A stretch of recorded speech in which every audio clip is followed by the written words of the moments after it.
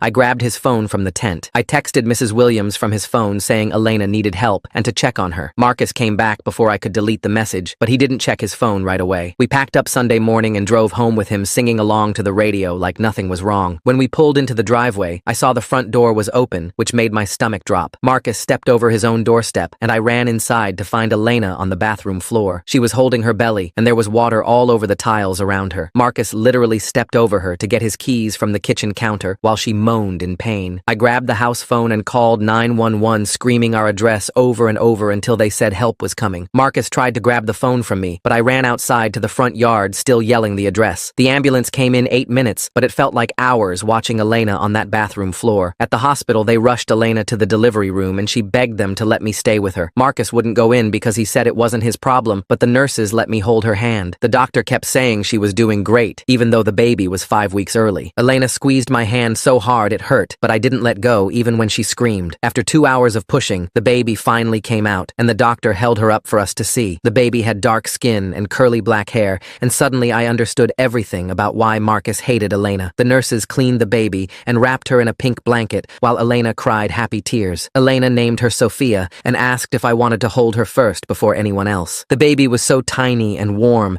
and her little fingers wrapped around my thumb when I touched her hand. Elena whispered that I was Sophia's brother, and I had to always protect her no matter what. The nurse took pictures of the three of us together with Elena's phone to save the moment. I noticed the doctor writing a lot of notes in Elena's chart about her condition and injuries. 2 days went by with Elena getting stronger and the nurses teaching her how to care for Sophia. Marcus finally showed up at the hospital, but he wouldn't even look at the baby. Marcus, stepping over Elena on the bathroom floor, takes the prize for coldest move ever. Most people step over puddles, not their pregnant wife having a medical emergency. The nurse brought him the birth certificate to sign, and he pushed it away. He told everyone in the room he wasn't the father and wasn't signing anything. The nurse called for Dr. Hoffman, who tried talking to him, but Marcus kept yelling about not being responsible for someone else's kid. Hospital security showed up when Marcus grabbed my arm and tried pulling me toward the exit while Elena was still hooked up to monitors. They blocked the door and told him he couldn't take me anywhere without proper documentation. Linda Torres from Child Services arrived an hour later with a thick folder of papers and 2 other people. She took me to a quiet room where a nice lady with glasses asked me questions while Linda wrote everything down. I showed them all the photos on my phone of the locks Marcus put on doors and Elena's bruises. I played the recordings from the tablet where Marcus called Elena horrible names and threatened her. Linda's face got more and more serious as she looked through everything. The lady with glasses asked if I felt safe going home with Marcus, and I shook my head no. Grace and James showed up that afternoon with a bag of clothes and some of my toys from home. Grace hugged me tight and whispered that they'd been watching everything too and taking pictures at family dinners. James pulled out his phone and showed me photos he'd secretly taken of Elena's black eyes and the bruises on her arms. He'd been documenting everything for months without Marcus knowing. The next morning, Marcus burst into the hospital with a man in a suit who said he was Marcus's lawyer. The lawyer waved papers around saying Marcus had legal guardianship and I had to leave with them immediately. Linda stood between them and me and said there was an active investigation into abuse and neglect. Marcus's face turned red and he started threatening to sue the hospital, Child Services, and everyone else in the room. The lawyer kept repeating that Elena had signed the papers giving Marcus full custody rights. Security had to escort them out when Marcus started pushing chairs and yelling. That night, Linda drove me to a house across town where an older couple was waiting on the porch. They were my emergency foster parents and seemed nice but confused about the whole situation. The woman showed me to a small bedroom with dinosaur sheets and said I could call them Mr. and Mrs. Johnson. I couldn't sleep at all, thinking about Elena and Sophia alone in the hospital without me there to help. Around midnight, I called Mrs. Brown from the phone in the kitchen, and she promised she'd visit Elena first thing in the morning. Mrs. Davis from down the street picked me up early and drove me back to the hospital before the custody hearing. Elena was sitting up in bed feeding Sophia, and she looked so tired but determined when she saw me. She reached out her free hand and pulled me close. "I'm going to fight for you," she said quietly. "For both of you. I'm done being afraid." We had to leave for family court an hour later, where Marcus's lawyer stood up and argued I should go home immediately. He kept talking about the signed papers and how Marcus had been my guardian for years without any problems. Linda presented a stack of evidence, including the photos, recordings, and statements from neighbors about the abuse. The judge looked through everything slowly, while Marcus sat there glaring at Elena. After what felt like forever, the judge said I would stay in temporary foster care while they investigated everything properly. Marcus slammed his fist on the table and stormed out of the courtroom with his lawyer following behind. That afternoon, a different man came to Elena's hospital room and introduced himself as David Park, her new attorney. Grace and James were paying for him, and he seemed really smart and organized. He sat down with Elena and went through all the guardianship papers page by page. "These were signed under duress," he explained. "We can fight this." He took photos of all Elena's injuries and wrote down everything she told him about the abuse. The Johnsons brought me to visit Elena and Sophia every single day after that. I learned how to hold Sophia's bottle just right and would sing the songs Elena taught me when Sophia cried. The nurses all smiled and said I was such a good big brother to her. One nurse named Patricia slipped me a piece of paper with her phone number and whispered to call if I ever needed anything. 3 days later, I was in Elena's room when an older woman rushed in crying. Elena gasped, and they hugged for so long while both sobbing. It was Elena's mom who'd flown in from California after Mrs. Miller had tracked her down and called her. Elena's mom pulled out her phone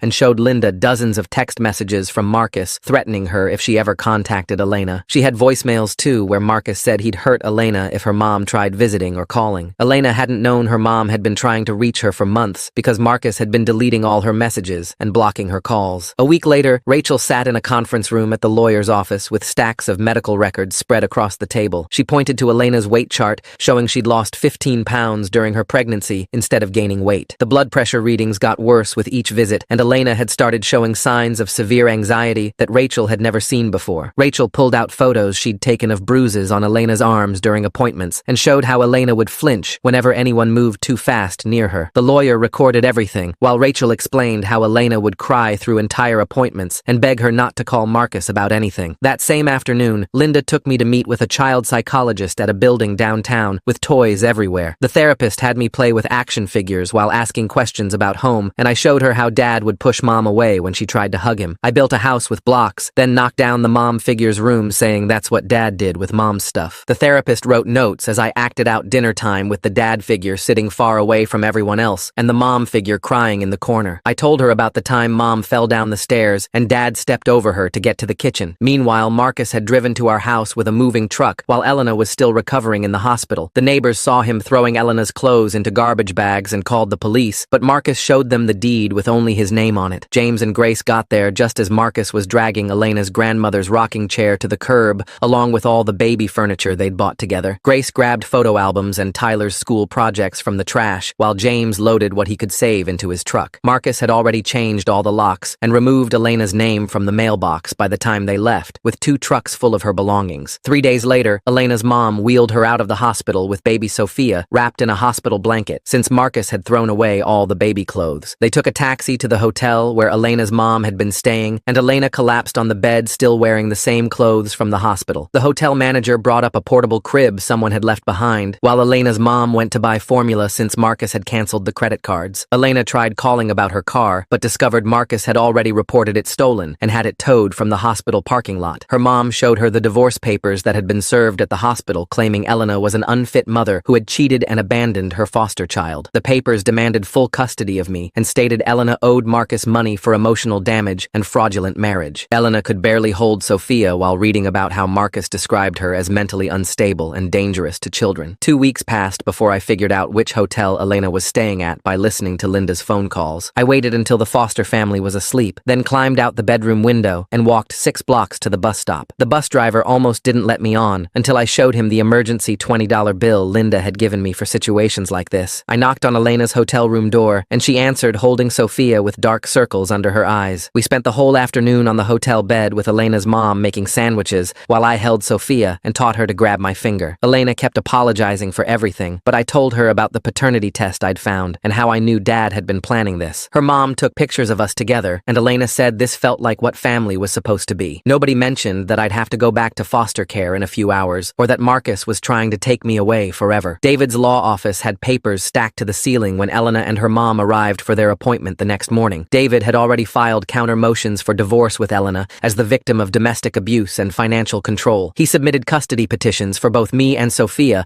along with emergency requests for spousal support, since Marcus had left Elena with nothing. The criminal charges included domestic abuse, neglect of a pregnant woman, and theft of Elena's personal property. David showed them how Marcus had hidden money in offshore accounts and had been planning this for months before Sophia was even born. The legal battle was officially starting, and David warned them Marcus would fight dirty using his money and connections. 3 days later, the school secretary found me in the library when she said someone was here to see me. Marcus stood in the hallway despite the restraining order that said he couldn't come within 500 feet of me. He grabbed my shoulders and said Elena didn't want me anymore now that she had her real baby. Marcus showing up at school despite that restraining order makes me really curious about what he thinks he's doing right now. Does he actually believe Elena doesn't want Tyler anymore? Or is he just saying whatever he thinks will work? He kept saying she chose Sophia over me, and that's why she hadn't fought to keep me. The security guard heard me screaming and pulled Marcus away while he kept yelling that Elena abandoned me. Mrs. Wilson held me in the principal's office while we waited for Linda, and I couldn't stop shaking. The police took Marcus away, but the damage was done because I kept hearing his words about Elena choosing her real baby. 2 weeks after that, James sat in another conference room telling lawyers about his brother's behavior over the years. He brought bank statements showing Marcus had been moving money around since before Elena got pregnant. James described how Marcus had always been controlling, but it got worse when he found out Elena was pregnant with another man's baby. He told them about family dinners where Marcus would humiliate Elena Elena and how he'd seen Marcus push her when he thought nobody was watching. James's voice cracked when he admitted he should have done something sooner, but he'd been afraid of his brother. The lawyer asked if James would testify in court, and James said he'd do whatever it took to help Elena and me. Grace sat beside him, holding his hand, while he explained how Marcus had been planning this whole thing to destroy Elena. The next Monday, Linda drove me to the CPS office for my supervised visit with Marcus in a small room with toys and a two-way mirror. Marcus sat across from me, trying to act like the perfect dad, while the social worker took notes in the corner. He kept saying Elena was going to give me up for adoption now that she had Sophia and didn't need a foster kid anymore. He told me she'd already started the paperwork to get rid of me and find a family who actually wanted me. I remembered the recording device Linda had given me hidden in my pocket and pressed the button while Marcus continued. He said, Elena only kept me around for the foster care checks, and now that she had a real baby, she was done pretending. Marcus didn't notice the red light blinking in my pocket while he tried to convince me Elena never loved me. The social worker finally ended the visit when she saw me crying, but the device had recorded everything Marcus said. Later that week, David called Elena's mom with news that made them both go silent on the phone. His investigator had discovered Marcus never actually filed the adoption papers for me, despite telling everyone the adoption was finalized. All those months when Marcus said I was officially their son were lies, and I'd been in legal limbo the whole time. The foster care payments had been going to Marcus, but he'd never done the paperwork to make me legally theirs. This meant Elena could petition for custody on her own without needing Marcus's permission or involvement. David said this changed everything because Elena could fight for me separately from the divorce proceedings. The next week, David tracked down Sophia's real dad through hospital records and social media searches. He was some guy named Alex who Elena dated for like 3 months after she and Marcus broke up the first time years ago. Alex showed up at David's office wearing work clothes and looking confused about why he was there. David showed him the paternity test results and explained the whole situation with Marcus and the abuse. Alex signed papers giving up any rights to Sophia without even asking to see her. He told David he had his own family now and didn't want any part of this mess. David said that was actually good for us because it meant one less person who could fight for custody. I started seeing a therapist twice a week at this place downtown with toys and art supplies everywhere. The therapist lady asked me to draw my family, and I drew Elena holding Sophia with me standing next to them. I put Marcus in the corner as this dark cloud thing hovering over us. She asked me to draw more pictures, and I always put Elena and Sophia in the middle with bright colors. Marcus was always this shadow or monster thing on the edges. She wrote lots of notes while I drew and played with the toys. 3 weeks later, we had to go to court for a custody hearing about me. Marcus's lawyer stood up and said Elena cheated on Marcus and lied about the baby. He said she committed fraud by letting Marcus think the baby was his. David jumped up with a whole folder of evidence showing Marcus knew about the paternity test 5 months ago. He had copies of Marcus's internet searches about paternity tests from way before Sophia was born. He showed the judge Marcus's credit card records buying the test himself. The judge looked through all the papers and said she wanted a full investigation into everything. She scheduled another hearing for next month and told both lawyers to get all their evidence ready. A month later, David got this call from a forensic accountant he'd hired to look into Marcus's finances. Turns out Elena's grandma had left her money when she died 2 years ago, but Elena never knew about it. Marcus had been taking money from that account the whole time using Elena's information. The accountant found over $50,000 missing with Marcus's name on the withdrawals. David filed criminal charges that same day for theft and fraud. 2 weeks after that, I had to talk to the judge in her office with just a child advocate there. The judge asked me where I wanted to live, and I told her with Elena and Sophia. I showed her all the recordings I'd made on my tablet of Marcus being mean to Elena. I had photos I'd taken of Elena crying and Marcus ignoring her when she needed help. The judge looked at everything and said I was very brave for documenting all this. She said the decision would take time, but she understood what I wanted. That night, Marcus showed up at the hotel where Elena's mom was staying, even though the restraining order said he couldn't come near any of us. He pounded on the door screaming about how I was his son and Elena had no right to take me. Elena's mom called 911 while Elena held Sophia and I hid in the bathroom. I could hear him kicking the door and yelling that he'd kill Elena if she didn't give me back. The police showed up fast with their sirens on, and I watched from the window as they put him in handcuffs. He kept fighting them and screaming my name while they pushed him into the police car. With Marcus in jail waiting for his bail hearing, Elena asked the court for emergency custody of me. The judge granted it right away since Marcus was locked up and couldn't take care of me anyway. Grace helped Elena rent this small apartment, and I moved in with Elena and her mom and Sophia. I helped take care of Sophia every day